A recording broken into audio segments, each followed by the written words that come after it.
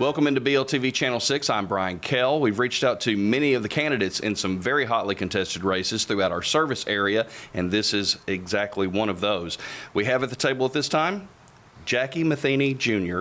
He is running for Warren County Sheriff. Jackie, thanks so much for sitting down with us for a little bit. Thanks for the invite. Tell us a little bit about you. Well, like he said, I'm Jackie Matheny Jr. I'm running for Sheriff of Warren County. I've lived in Warren County my whole life, born and raised here. I graduated in '96, had a little baseball career, I would say. Didn't last long. I played a little ball at Motlow, ended up coming home, started my career in law enforcement.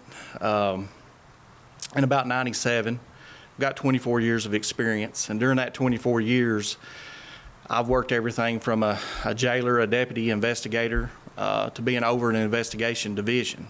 I'm currently the criminal investigator at the District Attorney General's office. I've been there about 3 years. I'm on the FBI task force. I'm also a graduate from Liberty University. I'm a graduate from the University of Tennessee Knoxville Forensic Academy. I'm also a graduate from the Northwestern School of Staff and Command. So I have a lot of training and experience that I believe I can bring to this job. I'm married to Candace Womack Matheny. I have two beautiful sons, Jackson and Jace. And, of course, my father was the sheriff here for 24 years, Jackie Matheny Sr., and my mother, Katie Matheny. Recently, a Metro Nashville lawmaker announced she would introduce a resolution urging Metro Nashville Police Department to make enforcement of the abortion ban a quote-unquote low priority. What are your thoughts on lawmakers pushing for low priority enforcement of laws to police departments? And then the second part of this question, do you have certain laws that you place as low priority for law enforcement? I guess the answer to the first question is no. I think that, we are getting soft on crime mentality, and, when lawmakers can do that and try to, persuade law enforcement agencies not to enforce certain type of crimes. The low priority, I don't like that because what's low priority to me might not be low priority to you. If somebody's calling and they've got a problem with the neighbor's dogs, that's top priority to them. And I think that we owe it to them to do what we can to help them solve that issue and, take care of them. What role should the Sheriff's Department play in successfully promoting public safety? Well, the Sheriff's Department's role in public safety is pretty clear. I mean, we investigate crimes. We try to prevent crimes. We arrest criminals. And we try to make the best cases possible to keep those criminals in jail as long as possible to keep our community safe. During this campaign, I've talked about standing with the victims of crime, holding the criminal accountable. We can't cut criminal sentences in half and put these violent people back on the streets. And I'd like to clear up some misconceptions. They say, well, the judges and the courts set the sentencing, but the sheriff has a lot to do when that criminal gets out. I mean, he can make them a trustee, which literally cuts their sentence in half, and that's what's going on. We're putting violent people back on the streets, and it's making Warren County less safe, and I can't get behind those policies. What is your view of alternatives to incarceration, such as diversion into mental health or addiction treatment programs, as a way of promoting public safety? I think that rehabilitation should be our number one goal.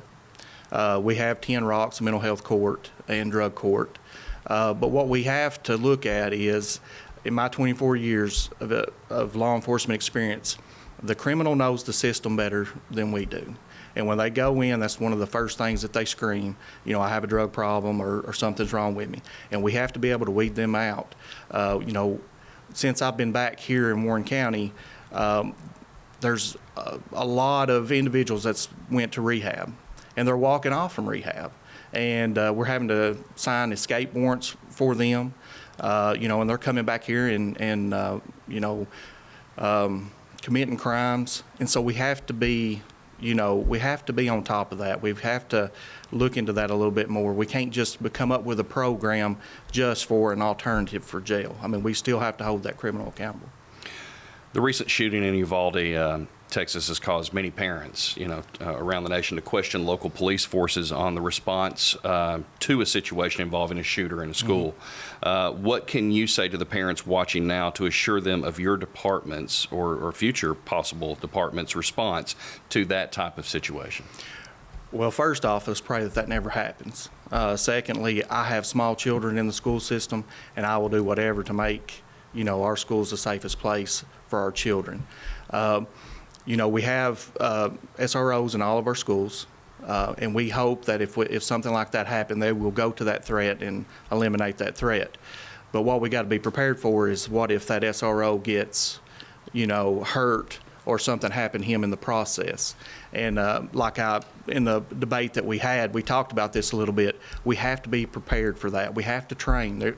The city police department and the sheriff's department need to train. We need to talk. We need to communicate. We need to communicate with the teachers and the staff. We need to go into the schools. We need to talk to the principals and teachers and see what they're seeing and what they think, any safety device and any input we can get to make that school system safer. But we have to communicate a whole lot better than what we're doing. The city and the county are not training together. They haven't in the last 4 years. We have to start training together. The city police department, if something happens, we have a lot of school systems that are inside the city. So if one of our SROs goes down, then the city is probably going to be your first, law enforcement agency that arrives on the scene there. So communication is a must. We have done a lot. I've taught in some of the school systems. We have SROs, you go one entrance. So I think that our schools are safe, but we have to be prepared, and we have to train, and we have to communicate with one another. Inmate care is a question that comes up around the nation in every city and county.